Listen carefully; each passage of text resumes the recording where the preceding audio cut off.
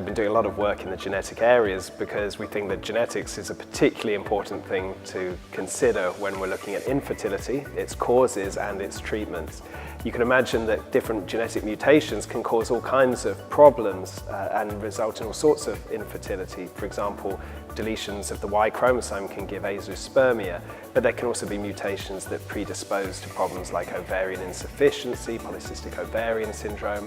And by nailing down exactly what those changes are that cause these predispositions, we can potentially come up with better diagnostics, ways to identify patients faster and then allow them to be treated in the most expeditious way and most appropriate way.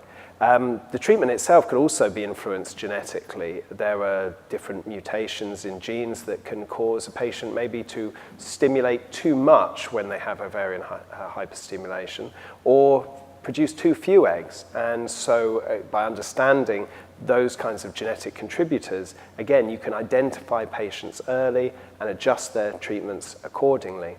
And then finally, there's the whole area of looking at individual embryos and deciding which one to transfer.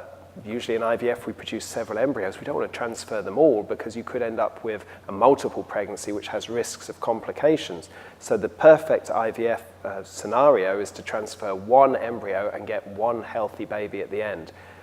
Which embryo to transfer? Genetics is likely to help us identify the one that's most likely to produce a baby. And so that's something that we're focused on a great deal.